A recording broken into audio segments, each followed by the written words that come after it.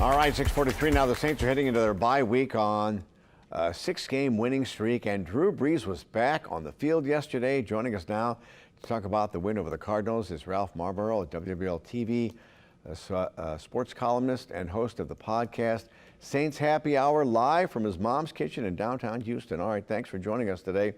Sometimes we come and there's a cat in the background. Where's the cat today? The cat's probably sleeping or eating. Yeah, there you go. Maybe it's on my lap, Eric. All right. Wasn't that a great game yesterday? And, you know, I'm starting to wonder, was Drew really hurt? Because he didn't play like he had ever been hurt.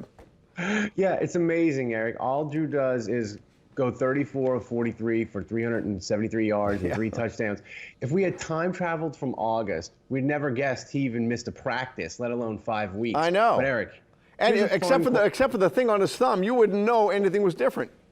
No, you wouldn't. He is just a maniacal worker and a freak of nature with how dedicated he is to it. But here's a fun question for you, Eric. When was the last time the Saints lost an October football game? I know the answer to this. Has been a long time.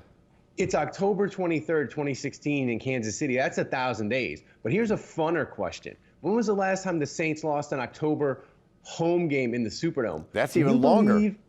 Would you believe it was 2010 to the Cleveland Browns and Colt McCoy? Yeah. The Saints haven't lost a middle school football game in a decade in the Dome. They have first graders, Eric, second graders, that weren't even alive. The Saints winning an October home game is as certain a thing in October as Halloween at this point. By the way, is there anybody that Drew didn't throw to yesterday?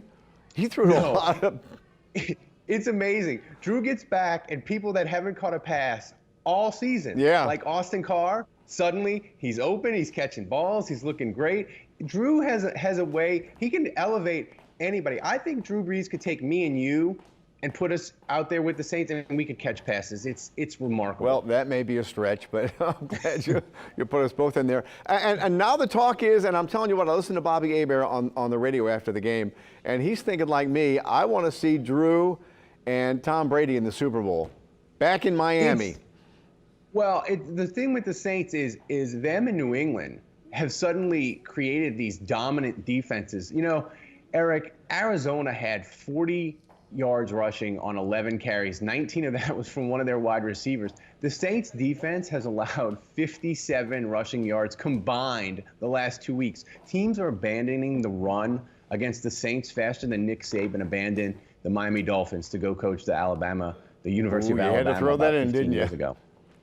I had to get an LSU shot, sorry. All right, and the bye week's going to be good. They get a little time to rest, and then the schedule is pretty good on the last half of the season. Only a couple of teams that are really hard. The Saints are going to be favored in the last 8 of their games. They're probably going to be a double-digit favorite in about 5 of them, and they have 2 really huge games to end the year. They have San Francisco, and then the Colts on Monday night will probably be their toughest games. But they get a week off, and New Orleans, in 2 weeks we get to do something we enjoy more than Jazz Fest and going to the French Quarter, and that's watch the Saints humiliate the Atlanta Falcons on national TV. Well, the thing that I'm looking forward to is if the 49ers are still without a loss by the time they get to us, wouldn't it be neat if we can give them their first loss?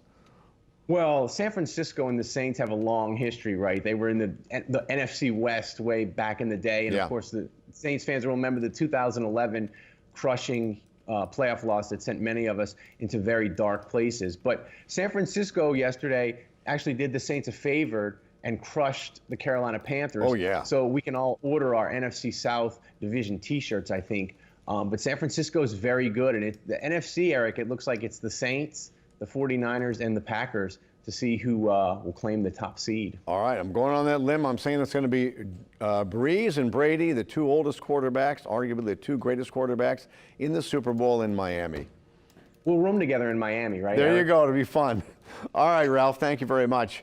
You can get all the updates you want on the Saints with our Bless You Boys app. It is free in your app store. You can download it right now.